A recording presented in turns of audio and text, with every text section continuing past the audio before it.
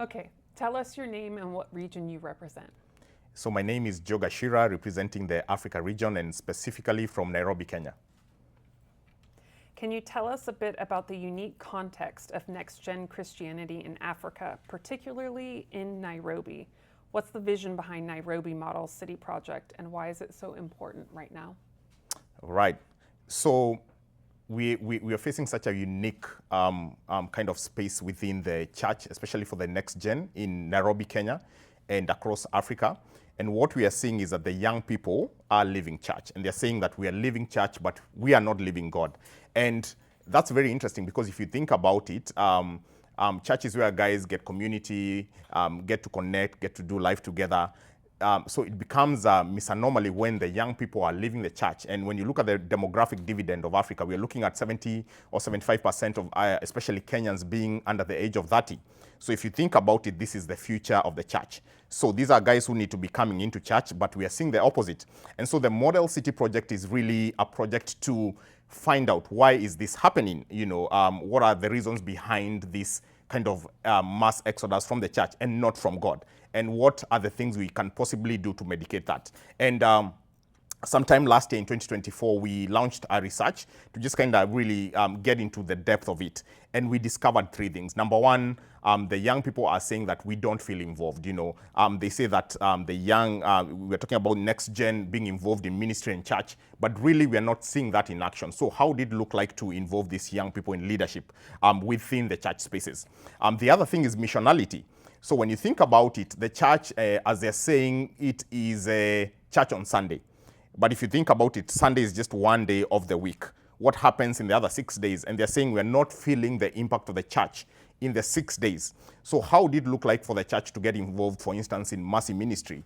How does it look like for the church to be involved in social justice?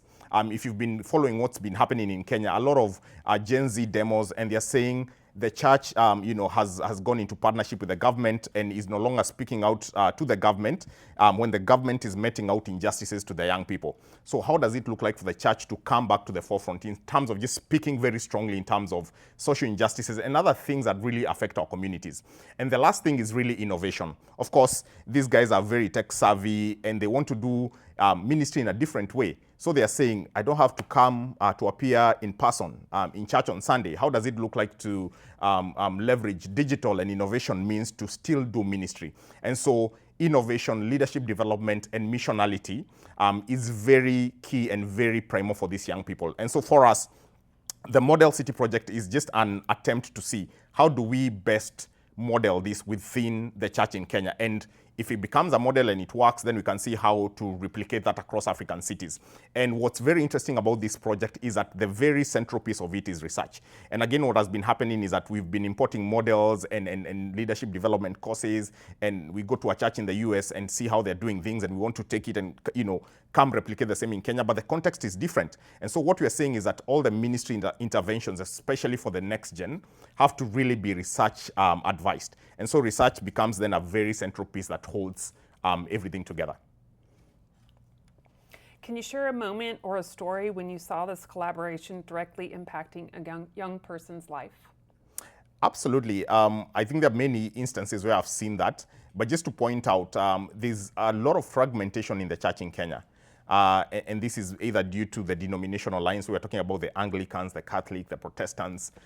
We're seeing even a division within like the parachurch organizations and the church. Guys just don't see the need to come and do something together.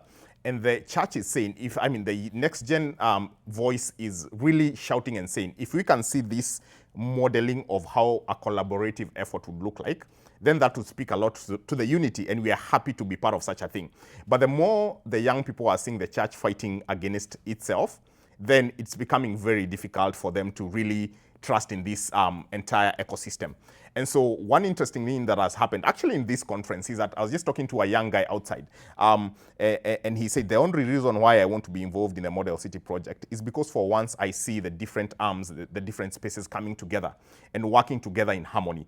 And this then speaks the unity of Christ. When Christ, when we talk about Christ, it's about oneness, it's about uniting everybody from everywhere, it's about diversity. And so just the young people being able to see that for once we have a vehicle that we can say, is intergenerational, is cross-cultural, and really cuts across, it's holistic, and speaks to our preferred future that we're looking at.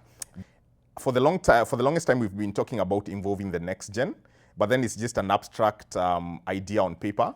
But for me, I think it will be important, and this is just a call to all the leaders out there. How do we intentionally create space for them in the tables? How do we have 20-year-olds as elders in churches? It's counterintuitive, but that's what it is. There's a book I love, Generations, by Howe and Leah, and this is how they used very young people to build, one of the largest churches in Asia. And so for me, just that intentionality, and what we are saying is that the young people are not coming to replace the old, because I think everybody has something to offer. The elder generation have a lot of wisdom, they have a lot of resource, they have a lot of framework, methodology, but then the young people also have a lot of ideas, they are digital savvy, as we're talking about here. But I feel like the enemy has driven this diabolical wedge almost to paint a picture that these two cannot work together.